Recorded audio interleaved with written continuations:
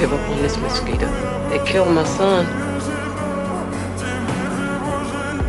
He fell carrying 2x4s at the mill. Truck run over him, crushed his lung. That white foreman threw his body on back of a truck, drove to the colored hospital, dumped him there and honked the horn. There was nothing they could do, so I brought my baby home. Laid him down on that sofa right there. He died right in front of me. He's just 24 years old, Mosquito, the best part of a person's life. Anniversary of his death.